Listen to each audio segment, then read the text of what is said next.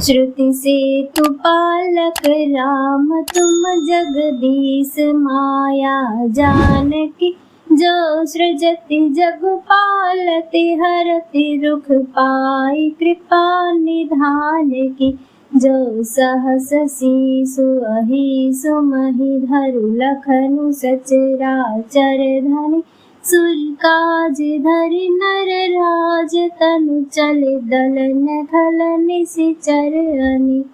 अर्थात हे राम, आप वेद की मर्यादा के रक्षक जगदीश्वर है और जानकी जी माया है, जो कृपा के भंडार आपका रूप पाकर जगत का सृजन पालन और संहार करती है, जो 1000 मस्तक वाले सर्पों के स्वामी और पृथ्वी को अपने सिर पर धारण करने वाले हैं, वही चराचर के स्वामी शेष जी लक्ष्मण है।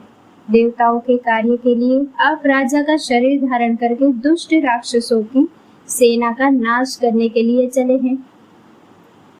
राम स्वरूप तुम्हारा वचन अगोचर बुद्धि पर, अभिगत अखत अपार, नेति नेति नित निगम कह।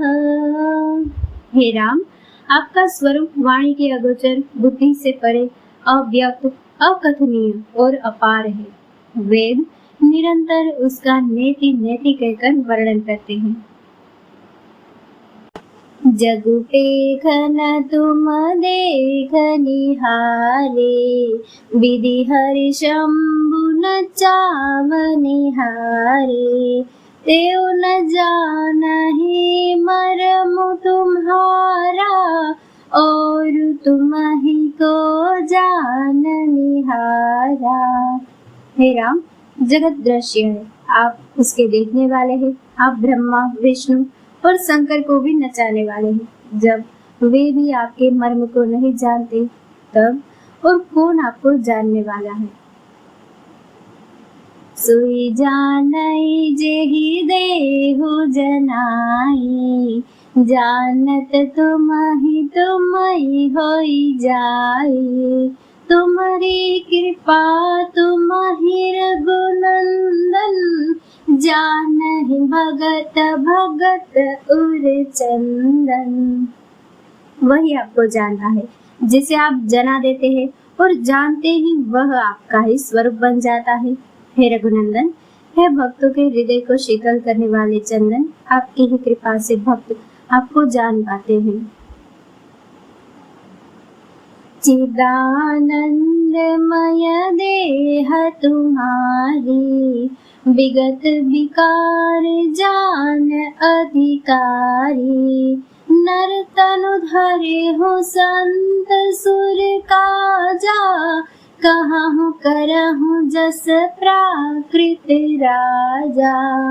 आपकी देह चिदानंदमय है और सब विकारों से रहित है। इस रहस्य को अधिकारी पुरुष ही जानते हैं। आपने देवता और संतों के कार्य के लिए दिव्य नर शरीर धारण किया है और प्राकृत राजाओं की तरह से कहते और करते हैं।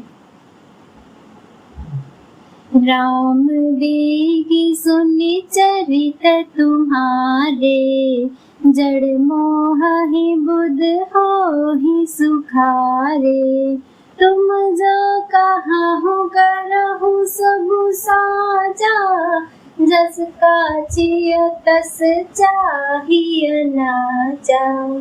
हे राम, आपके चरित्र को देख और सुनकर मूर्ख लोग तो मोह को प्राप्त होते हैं और ज्ञानी जन सुखी होते हैं। आप जो कुछ कहते हैं करते हैं वह सब सत्य ही है, क्योंकि जैसा स्वांग भरे वैसा ही नाचना भी तो चाहिए। अतः मनुष्योचित व्यवहार करना चाहिए। पूछे मोहि की रहो कहाँ, मैं पूछत सकु जाऊं, जहाँ न हो तह देहु कही, तुम ही दिखावो ठाऊं। आपने मुझसे पूछा कि मैं कहाँ रहूं, परंतु मैं यह पूछते सकु चाहता हूँ कि जहाँ आप न हो वह स्थान बता दीजिए, तब मैं आपके रहने के लिए स्थान दिखाऊं।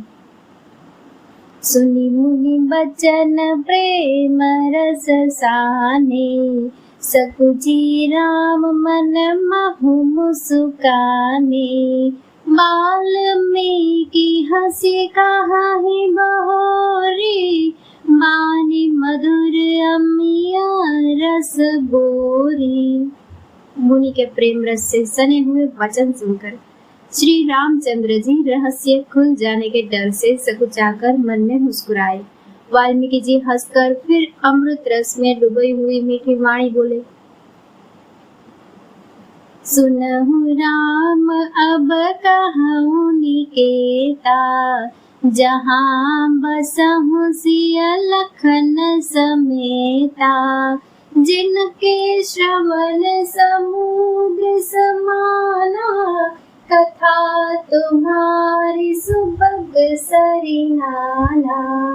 हे राम जी सुनिए, अब मैं वे स्थान बताता हूँ जहाँ आप श्री सीता जी और लक्ष्मण जी समेत निवास कीजिए, जिनके कान समुद्र की भांति आपकी सुंदर कथा रूपी अनेक सुंदर नदियों से बरहि निरंतर होहि न पूरे। तिनके हिय तुम कहूँ गुहरू रे, लोचन चातक जिन करि राखे, रहहि दरस जलधर अभिलाषे। निरंतर भरते रहते हैं परंतु कभी तृप्त नहीं होते। उनके हृदय आपके लिए सुंदर घर है, और जिन्होंने अपने नेत्रों को चातक बना रखा है, जो आपके दर्शन रूपी मेघ के लिए सदा लालायित रहते हैं। निदरहि सरित सिंधु सर भारी, रूप बिंदु जल होहि सुखारी। तिनके हृदय सदन सुखदायक, बसहु बंधु सिय सहर गुनायक। तथा जो भारी भारी नदियों, समुद्रों और झीलों का निरादर करते हैं और आपके सौंदर्य की एक बूंद जल से सुखी हो जाते हैं।